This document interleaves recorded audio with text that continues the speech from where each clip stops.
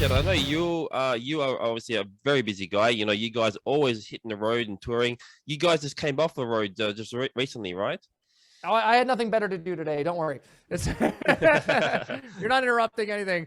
I was gonna film some fragrance content for my fragrance channel on YouTube, but I'm now working on my top 10 winter niche list, designer list, and and I'm starting to compile my 12 sprays of Christmas video, which I'm hopefully gonna film before I leave so I can edit it and get it out before Christmas. So, Cool. so that's basically all on my schedule, is just filming some fragrance content for me to edit while I'm on the road in Europe, which we're leaving in like a week or so. Oh. And then Australia is the first tour of 2023. So Yeah. y'all are going to get us. We're going to be fresh as a daisy when we get down there.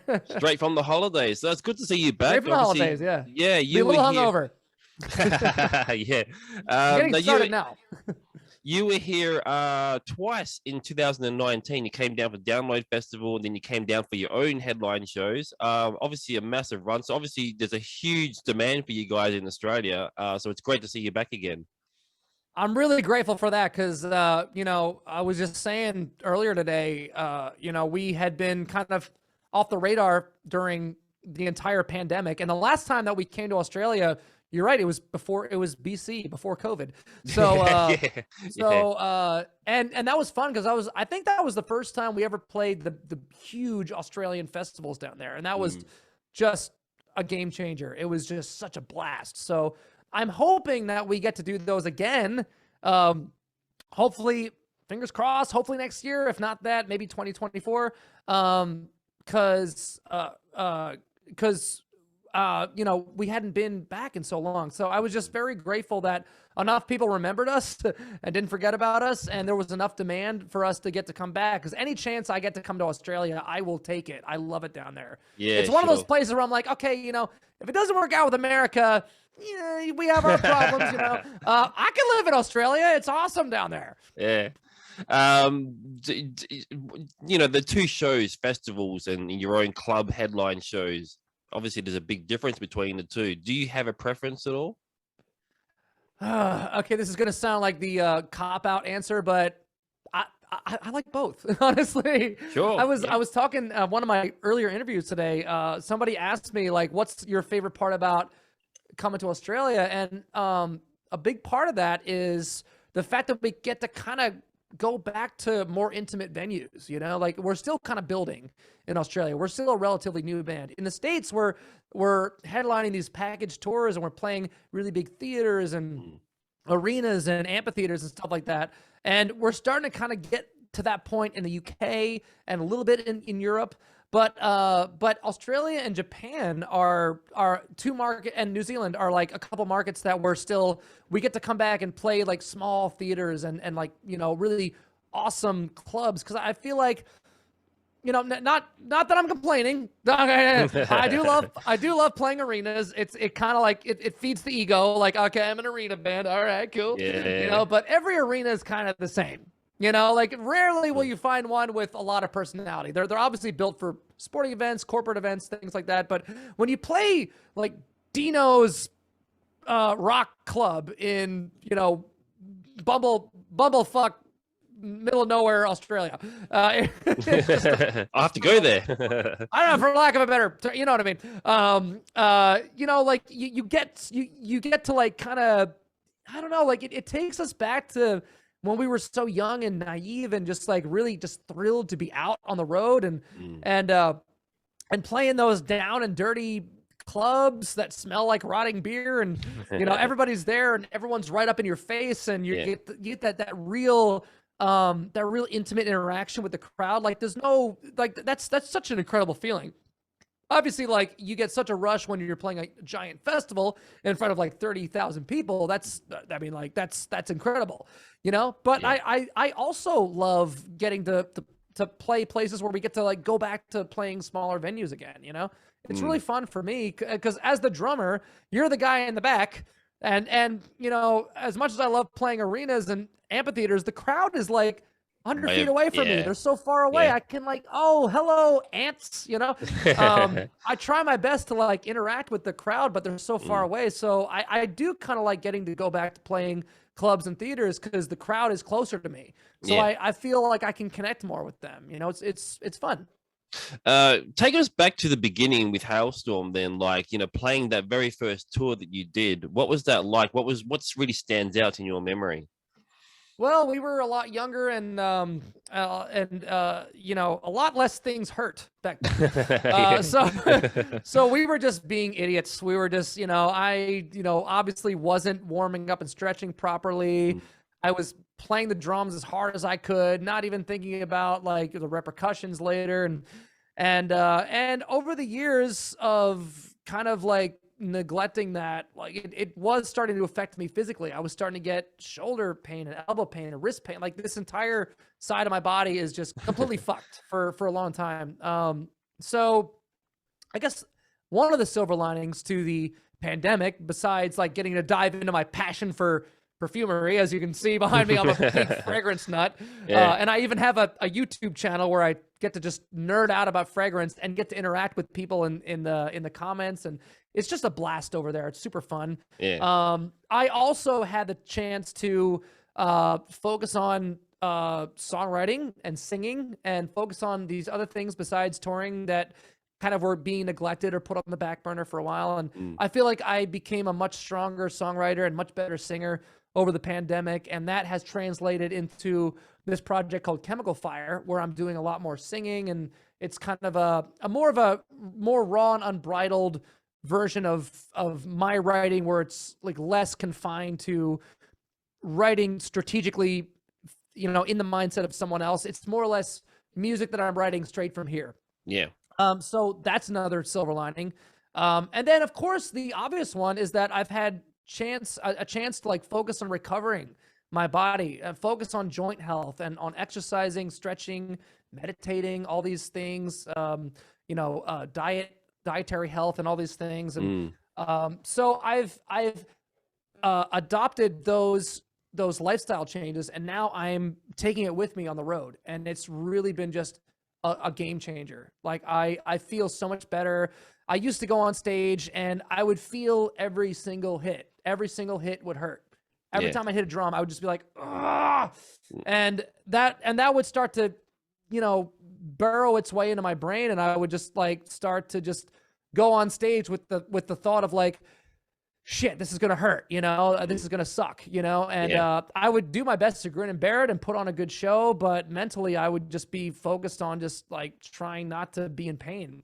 And now that I've adopted these healthier lifestyles, I've set up my kit in a much more ergonomic way. My drum tech is a drumming wizard. I'm a drummer, but I'm not like I can't talk drummer. Drummers talk to me and it's like, so what do you think of like paradiddle whittles and like those new chain drive cams in the pedal toms? I don't speak drummer. I'm a songwriter and a singer first. Drumming has just been my bread and butter for forever, you know? And of course a performer. Like I love to perform, and obviously that may have been a part of my physical ailments over the years, but I kind of made my bed by having by creating a style of drumming that may not be the best for me physically, but obviously is, you know, fun for me and fun for people to watch. And it's just my personality on stage. So it's been like night and day. Now I hit the stage thinking like I'm ready to hit it hard and have fun. And I know that, you know, I'm going to stick to my routine. I'm going to ice down my joints. I'm going to dunk my wrists in ice. I'm going to stretch. I'm going to, you know, take my supplements, my glucosamine, my turmeric, my magnesium and glutamine and all these things to like maintain muscle health, joint health, and all these things. And it's just been a passion of mine lately. Just being, I just love being able to hit the stage, feeling good and ready to have fun and just have fun with the crowd and just fuck with the people and not think about, you know, the repercussions of how physically taxing drumming is. You know, you have to kind of think like an athlete. If you want to be a professional athlete, you got to take your health first. And that's what I've been trying to do. I feel like I'm an athlete with no off season. You know? Yeah. I mean, obviously, it's an important part, to take care of yourself, physically, because, like you said, drumming is very physical and clearly the most physical part in the band, And I guess it's something that you kind of learn along the way as well, right? You just sort of, as you go along, you go, well, this needs to be done, and this needs to be looked at, and so on and so forth. Yeah, I've gotten a great opportunity to be able to talk with a lot of physical therapists. Like we did a tour with Eric Church, the country artist, who is massive in the U.S. Like he sells out arenas. He brings his own stage with him. Wow. He's got like 38 buses, and like he has 2 buses just for him. It's like he had a physical therapist with him, and she was such a huge help. She was the one that turned me on to ice therapy, dunking my hands and wrists in ice for 5 minutes. And since I started doing that, like I've had like really such minimal wrist pain now. Like it's just been a miracle for me. And so I started applying that to any other joints that hurt. I was getting shoulder problems. Like my right shoulder is slightly dislocated, which I probably will need to go under the knife at some point and get surgery on that, which stresses me out. But yeah, for the most part, I'm maintaining, like I have an ice wrap for my shoulder. And of course, how it works is like you've got your ball and socket joint up here. You've got your carpals down here. They're all like, free form joints. And then your elbow is a hinge joint. It only goes up and down. So it's like the train method. If your engine is off the track, or if your caboose is off the track, your middle car is going to get, it's going to feel it. So that's kind of what's now translating into my elbow. So apparently I have golfer's elbow. So whatever. I don't play golf. Oh, okay. I don't play golf, but I guess there's some connection there. I don't know. Yeah. So yeah, I've got an ice wrap for my shoulder, ice wrap for my elbow, ice bath for my wrists. And that's like my post-show routine. As soon as I leave the stage, I do a protein shake, I ice my joints, I eat like a good, healthy, protein-rich meal, and then I feel great. And then I can sip on wine and just hang out, and I know I'll feel reassured that I'll sleep. And of course, sleep is a big part. I really, really try to prioritize sleep. So like at the end of the day, after I have my post show meal and ice down my joints, I'll go in and I'll hang out and I'll sip some wine. And then I'll go to my bunk and I'll edit some fragrance content on my laptop. And then I'll just go to sleep at a decent hour, then wake up early and stretch and exercise. And, so I've been just trying to like fall into a really good routine on tour. And it's really been helping me maintain. Yeah, cool. And does everyone else in the band have that same kind of like mentality and routine as well? No. Okay. No, they, I get texts like pretty much without fail. Someone will text me on a day off where they're like, "We're at a bar, we're doing shots, come on out, bro." And I'm like, "No, I'm going to the gym. I'm going to eat healthy. I want to edit some fragrance content and,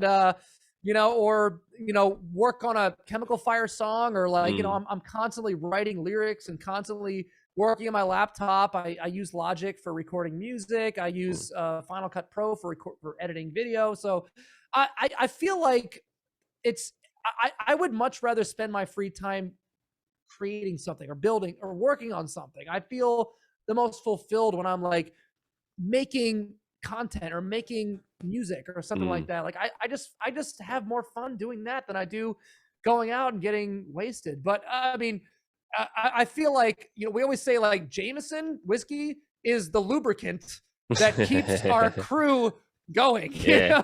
So like if I really want to just like, maybe treat myself to a night off and just go party with my crew, because I love my crew to death. Like our touring crew, they're our best friends in the world. And I love them so dearly. So like, I can't neglect them all the time. I have to go out and throw them a bone and just, have some fun with them. Yeah.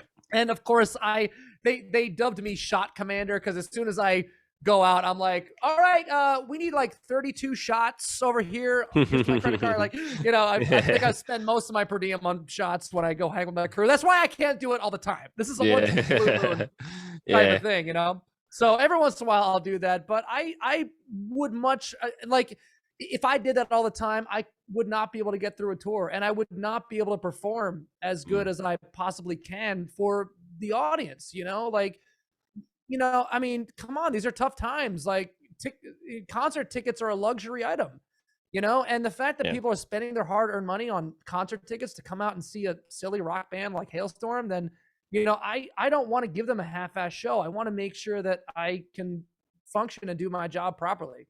Yeah, fair enough. And obviously, coming down to Australia, everyone's going to see you guys very soon. So, do you We're have gonna any? party in Australia. Don't worry about that. Oh yeah, definitely. It's always a good time.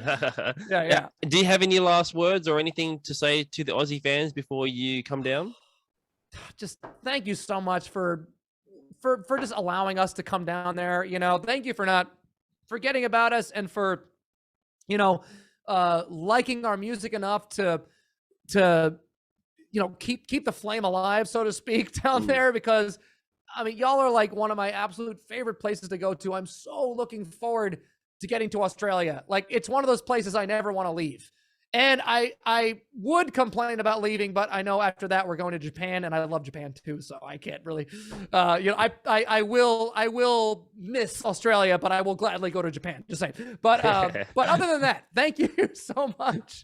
Sorry, I digress. That's all right. Thank you so much for giving us the chance to get to come down there. I really hope that we get to come down and do the festivals again, because that was such a great opportunity. And I hope that this is just, I mean, God, like, we haven't been back there since before the pandemic. I hope that it won't be, I know for a fact that it won't be as long of a wait as it was last time. So Yeah. we'll be back as many times as you want us. We'll keep coming. Cool. Well, looking forward to seeing you back in Australia. And look, thanks for your time, man. Really appreciate it. It's been a fun chat today. Dude, thank you so much, Andrew. Thanks for taking the time. It's been fun. Thank you for letting me go off and be. I'm a bit of a rambler, so No, it's been fun, man. I love it. Yeah.